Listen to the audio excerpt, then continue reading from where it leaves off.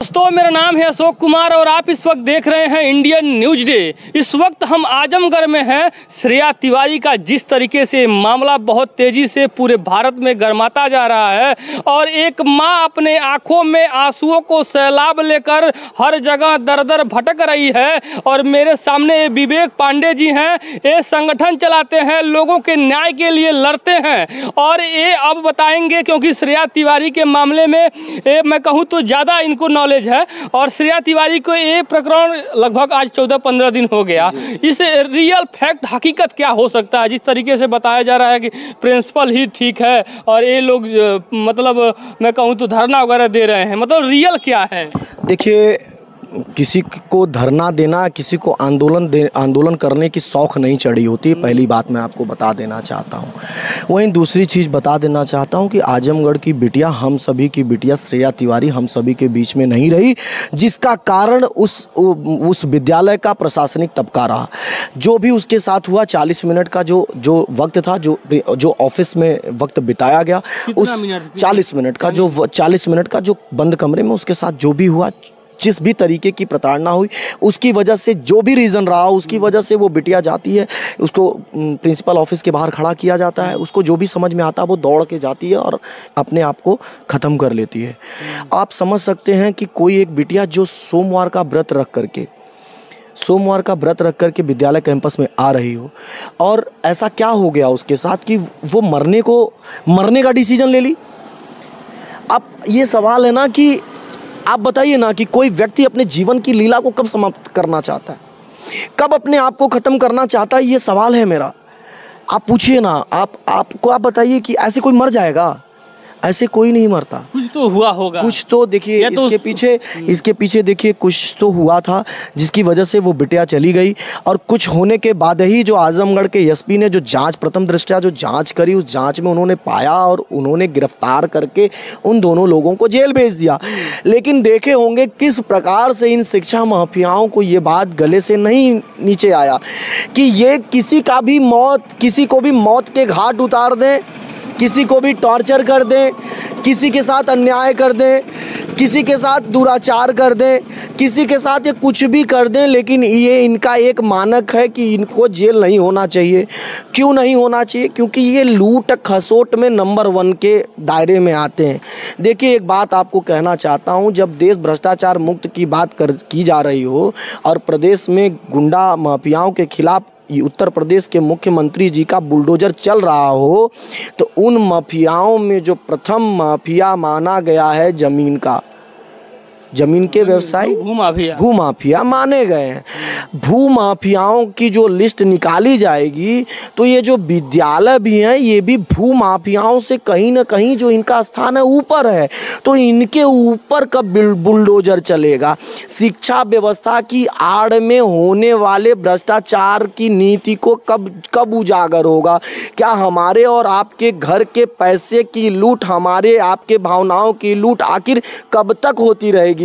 ये बहुत बड़ा क्राइम है, जिस क्राइम को करने के लिए कहीं ना कहीं कानून बनाया जा रहा है। कानून तो कुछ बन गया है, हमने मान भी लिया है कि ठीक है, आप प्राइवेट स्कूल खोल सकते हैं, आप सब कुछ कर सकते हैं और हम पढ़ा भी रहे हैं, कोई बात नहीं, लेकिन उसका तो एक दायरा तो होना चाहिए ना, उसके कानून तो होने चाहिए ना। आप किसी भी बच्ची की घटना आपके विद्यालय में होती है, प्रिंसिपल उसका जिम्मेदार होता है, उसके बाद आप पूरे उत्तर प्रदेश का विद्यालय बंद कर देते हैं। मैं बात करूं, जैसे जब घटना होने से पहले जब टार्चर किया जा रहा था बच्ची के, जिस तरीके से उसको क्या किया गया, वो तो बच्ची है नहीं तो हकीकत वो बयां करती है। 40 मिनट जिस तरीके से बता रहे हैं प्रिंसिपल रूम में थी, उसको क्या किया गया, क्या मतलब किस तरीके से बोला गया, क्या टार्चर किया गया, वो आत्महत्या कर ले। उसके पहले माता पिता को बुलाए थे, मतलब देखिए शुक्रवार को उसके पास अगर जो कहानी हमें समझ में आ रही है, उस जिसमें बताया भी गया, माता पिताजी द्वारा भी बताया गया, प्रशासन भी द्वारा बताया गया कि आप एक सवाल है, मानवीय सवाल है मेरा, कि अगर बच्ची के पास मोबाइल पकड़ा गया या बम पकड़ लिया गया या कट्टा पकड़ लिया गया। अरे ऐसा कैसे मैं बता रहा हूँ ना, जैसे इनका कहना है कि कुछ पकड़ लिया गया, कट्टा पकड़ लिया गया, चाहे बम पकड़ लिया गया, चाहे RDX, चाहे दुनिया का कोई भी चीज़ उसके पास गलत चीज़ पाई गई, तो वो शुक्रवार के दिन तो ही पाई गई ना। तो आप ये क्यों ऐसा किया आपने कि आप 3 दिन का समय बीच में लेकर के 2 दिन का गैप लेकर के आप पहले, हाँ, शुक्रवार की घटना है, शनिवार छुट्टी है, रविवार छुट्टी है, और आप सोमवार को उस बच्ची को बुलाते हैं, आप उसको क्या टॉर्चर करते हैं, क्या ऐसी बात कहते हैं, क्या ऐसा कह देते हैं कि बेटी मरने तक का डिसीजन ले लेती है। ये सवाल है, जांच होनी चाहिए। मैं आपको बता दूं, होना चाहिए। उसके बाद मतलब जब घर वाले गए तो क्या क्या बोल रहे थे उसके बाद? देखिए, घर वाले जब पहुंचे, जब वो बिटिया जब एक्सपायर हो गई, तो 1.5 घंटे तक तो उस माँ बाप को ये भी नहीं बताया गया कि आपकी बेटी मर चुकी है। आप उनका बयान लीजिए ना, आप बताइए कि मेरी बेटी अगर मर जाए तो मुझे तो पहले बता देना चाहिए ना कि मेरी बेटी मर गई है। माँ स्कूल प्रशासन के बाहर जाती है और उसको बताया जाता है कि नहीं नहीं वो कोई नहीं है, आपकी बेटी अस्पताल गई है। ये झूठ है कि नहीं? और उसके बाद उस माँ बाप के उस बिटिया पर चरित्र की लांछना लगा करके इस केस को क्लोजर रिपोर्ट दे दिया जाता है। ये सवाल है, बहुत दुखद सवाल है, बहुत मार्मिक सवाल है, देश की जनता को पूछना होगा। 11 साल के बिटिया इस तरीके से कैसे उसके ऊपर लांछन लगा? 17 साल की बिटिया थी, मैं आपको बता देना। 11 में पढ़ती, 11 में पढ़ने वाली बिटिया पर देखिए, आरोप प्रत्यारोप, प्रेम, बातचीत एक अलग दायरा है इसका। इस दायरे कर रही थी तो उसको देखिए, पहले बता देना। मैं आपको बताऊं कि अगर कोई प्रेम कर रहा है, कोई किसी से बात कर रहा है, ये एक अलग टॉपिक है। विद्यालय प्रशासन द्वारा उसके किए जा रहे किसी भी कामों का, किसी भी गलत गतिविधियों के पाए जाने का जो एक नियम कानून बना है, अगर उसने बहुत ज़्यादा कोई गलती करी, आप एक नियम है, आप बच्चे को ये लोग ले जाते हैं। और तमाम बड़े स्कूलों में मुझे पता चला कि जब ये घटना घटी तो स्कूलों में क्या होता है कि बच्चों को बाकायदा एक टीचर लेकर के, जब कोई बड़ी घटना करते हैं बच्चे मतलब कोई जो कि बहुत ज़्यादा कोई दिक्कत होती है, तो बच्चे को लेकर के माँ बाप के पास जाते हैं। भाई, बच्चे को तो माँ बाप के पास लेके जाना चाहिए था। आपने माँ को बुलाया तो उस बच्ची को अपने पास उस टाइम तक तो रखना चाहिए था। आपने उस बच्ची को बाहर खड़ी कर दिया। चलिए, उस बच्ची को अगर आपने बाहर खड़ा कर दिया तो आपके स्कूल का कोई स्टाफ वहाँ नहीं था। बच्ची जा रही थी और उसने अपना दुपट्टा फेंका, अपनी चीज़ें फेंकी, तो क्या उसको कोई रोकने वाला नहीं था? देखिए, वो बहुत सारे सवाल हैं जिन सवालों को जिसका एक एक पर्दा उठेगा। क्या इसकी सच्चाई है? स्कूल का जो वीडियो वायरल हुआ है, उसमें क्या वीडियो में दिख रहा है? देखिए, स्कूल का कोई वीडियो वायरल नहीं हुआ है, सारी चीज़ें प्रशासन के पास है। और प्रशासन उस पर बारीकी से जांच कर रहा है। प्रशासन की जांच में ही अमानवीय व्यवहार और साक्ष्यों के मिटाने का आरोप है। जब इन दोनों आरोपों को पाया गया तभी तो उनको जेल भेजा गया, तभी तो उनके ऊपर कानूनी कार्रवाई की गई। तो ये सवाल है, अगर वो गलत नहीं थे, मैं आपसे पूछना चाहता हूँ, या मैं देश की जनता से पूछना चाहता हूँ, या मैं उनके लोगों से पूछना चाहता हूँ कि अगर इनकी कोई गलती नहीं थी तो क्या ज़रूरत थी आपको उनके माँ बाप को बता देते कि आपकी बिटिया इस हॉस्पिटल में गई है या वो मर चुकी है। गोल घुमा रहे थे। ये देखिए ना, किस हॉस्पिटल में लेकर गए? जैसा उनका कहना है कि वो रमा हॉस्पिटल में ले गए, यहाँ गए, वहाँ गए, तो उस बच्ची के माँ बाप को लाइफलाइन बताए, कहाँ बताए। ये देखिए, ये सवाल है ना जिसकी जांच एक पर दर्द इसकी जांच होनी चाहिए और बेटी को न्याय मिलना चाहिए। वो माँ के आंसू, आपको पता है पैसे के आगे कैसे वो गरीब परिवार आज भटक रहा है। गरीब परिवार है, गरीब को ही सताया जाता है, जो कहा जाता है वो सत्य है। ये लड़ाई गरीब बनाम अमीर की हो गई, आप समझिए। और मैं अपने देश के समस्त उन युवाओं से भी निवेदन करना चाहता हूं जो ये कहते हैं कि अन्याय हो रहा है तो घर में बैठे रहोगे, नहीं बोलोगे। अब आते हैं जो केस चल रहा है, ये तो डेट हो गया, वो छूट गया। इनका केस आजमगढ़ में देखा जा रहा था, अब मऊ में चला गया। ये क्या वजह थी जो मऊ में भेजना पड़ा? क्या रीजन रहा? ये देखिए, जो भी रीजन रहा, पैसे की तानाशाही के आगे गरीब परिवार आज दर दर भटक रहा है अपने न्याय के लिए। और अब गरीब परिवार जनता के बीच में, वो माँ बाप जनता के बीच में और न्याय मांग रहे हैं। अगर आज आप उनका साथ नहीं देंगे ना, तो फिर आगे से यकीन करिए कि इसी तरह से ये बड़े लोग दूसरी श्रेया को मारेंगे और कुछ नहीं होगा। यकीन करिए, आंख बंद करके आपका भी कैमरा, ना कोई बोलेगा, ना किसी को न्याय मिलेगा, और ऐसे ही पैसे का खेल चलेगा। मौत के मंजर सरेआम खेले जाएंगे और हम और आप मिल करके उसको मुखदर्शी बन करके बात करूं, आप सामाजिक सेवा संगठन चलाते हैं, लोगों के न्याय के लिए लड़ते हैं, क्या कभी इसके पहले उस स्कूल के बारे में कोई इस तरीके से हरकत, कोई घटना कभी सुना है?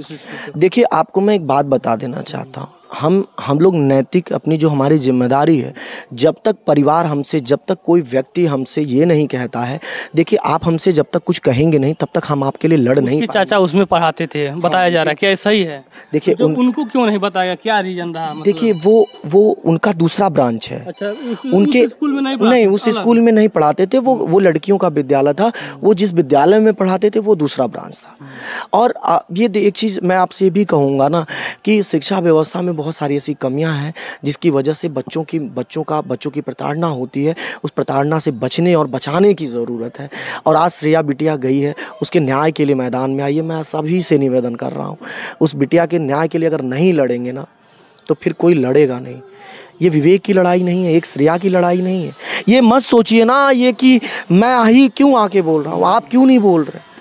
आज आप गोरखपुर से चल के आए हैं, आपके अंदर दर्द है ना, आपके अंदर भावना है ना बिटिया के लिए, मैंने तब चल के आए हैं ना। सोचा कि जिस तरीके से स्कूलों में इस तरीके से घटनाएं हो रही हैं और इस घटना को दिखाया जाए, क्या यहाँ की हकीकत, क्या जिस तरीके से स्कूल वाले बता रहे हैं कि हमने आत्महत्या करने पे मजबूर नहीं किया, वो बिटिया अपने कर ली। आखिर में इस चीज़ को, हकीकत को दिखाने के लिए मैं गोरखपुर से आजमगढ़ में आया हूँ। और जैसे भैया बताए हैं कि जिस तरीके से शिक्षा माफिया इस समय फैले हुए हैं, उन पर अंकुश लगना चाहिए। जिस तरीके से भैया बताए हैं कि उनके ज़मीनों को जाँच होना चाहिए और रियल में जांच होना चाहिए। आखिर पे उनके पास इतनी ज़मीन कैसे आ जा रही है, क्या कितना धन आ जा रहा है, तो जांच होना चाहिए, उस पर भी जांच होना चाहिए। और जो ये घटना है, इस घटना पे जांच होना चाहिए और उस बिटिया को न्याय होना चाहिए। जिस तरीके से एक बिटिया, श्रेया ही नहीं, ये पूरे भारत की बिटिया है। आज एक बिटिया इस यहाँ से दुनिया से छोड़ के गई है, तो समझ लीजिए एक नहीं गई है, ये आने वाले समय में कई भी हो सकती हैं श्रेया, है कि नहीं भैया? तो ऐसे घटनाओं पे रोक लगाना चाहिए। और जो रियल में हकीकत, जो भी इस तरीके से हरकत किया और मजबूर किया है, उसको तो मेरे तरफ से उसको कठोर से कठोर कार्रवाई होना चाहिए। देखिए, इस क्रम में कहा जाए, बहुत सारे लोग हैं जो ये बात कह रहे हैं कि बच्चों के अनुशासन में अब कमी आएगी, इस तरीके के। तो इस पे मैं एक अपनी बात कहना चाहता हूँ कि पहले का जो अनुशासन था, आप भी पढ़े हैं और यकीनन आप जिस दौर में पढ़े उस दौर में मैं भी पढ़ा हूँ, हम लोग सिमिलर हैं। आप भी स्कूलों में मार खाते थे, तो मुझे लगता है कि पढ़ाई के लिए मार खाया करते थे। कभी गिनती नहीं आती थी उसके लिए पिटाते थे हम लोग, कभी पढ़ा नहीं आता था उसके लिए पिटाते थे, कभी इंग्लिश नहीं आती थी उसके लिए पिटाते थे, कभी संस्कृत नहीं आती थी उसके लिए पिटाते थे।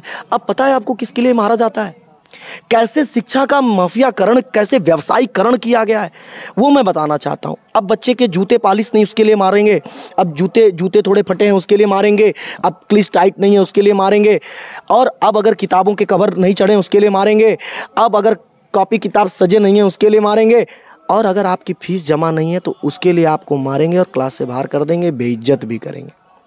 आप समझिए ना कि मतलब पहले और अब में बहुत ज्यादा बदलाव कर दिया। बिल्कुल, पहले तो शिक्षा, मैं कहूँ तो शिक्षा दिया जाता था, लेकिन अब शिक्षा के साथ साथ व्यवसायीकरण हो गया है। पहले क्या होता था कि हम लोगों के पास एक सफेद शर्ट की एक ड्रेस हुआ करती थी, एक हफ्ते चलती थी, जिसको हम पहन के चले जाते थे। मैं खुद पहन के गया हूँ। अब क्या है कि एक दिन सफ़ेद पहनना है, अगले दिन नीला पहनना है, फिर पीला पहनना है, जूता लाल होना चाहिए, जूता सफ़ेद होना चाहिए, जूता काला होना चाहिए। ये व्यवसायीकरण नहीं है तो क्या है? क्या जूता पढ़ाई करेगा? क्या किताब पढ़ाई, क्या ये मोजा पढ़ाई करेगा, या ये ड्रेस पढ़ाई करेगा? पढ़ाई तो भाई आपका बुद्धि और विवेक करेगा ना।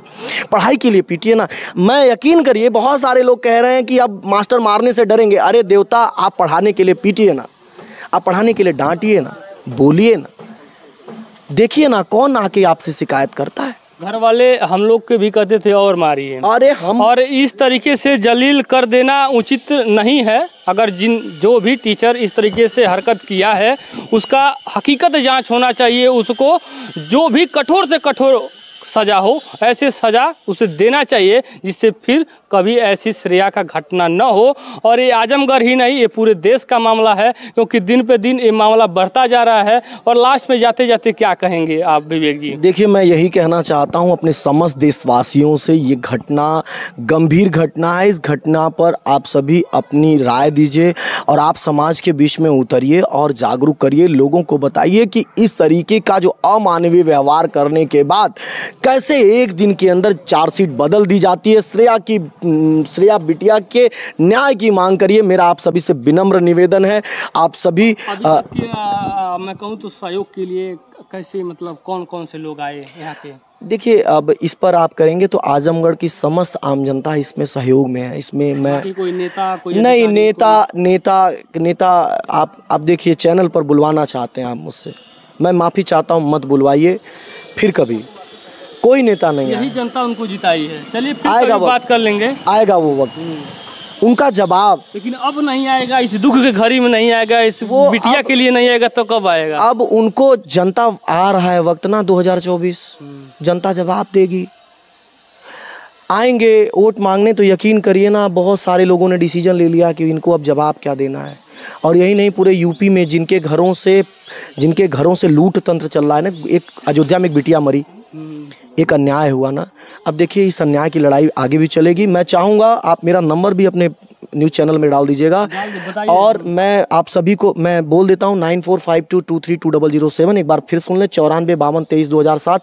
आपके साथ अगर किसी प्रकार की समस्या स्कूल संबंधी हो रही है, अगर आपके साथ सच में प्रॉब्लम है तो आप हमें कांटेक्ट करिएगा। आप किसी भी जिले से होंगे, मैं आपके पास आऊँगा और मेरी पूरी टीम आपके साथ रहेगी और हम आपकी मदद करेंगे। चलिए, शुभकामना है, ऐसे ही आप लड़िए। और जिस तरीके से श्रेया बिटिया के लिए लड़ रहे हैं, और जिस तरीके से आने वाले और घटना हो न हो, उसके लिए भी जो गलत काम कर रहे हैं उनके लिए आपका संगठन और आप अपनी बुलंदी से आवाज़ उठा रहे हैं और लड़ रहे हैं। शुभकामना है, और उम्मीद करते हैं आपकी आवाज़ आने वाले समय में न्याय के लिए न्याय दिलाएगी। बस जय हिंद, जय भारत।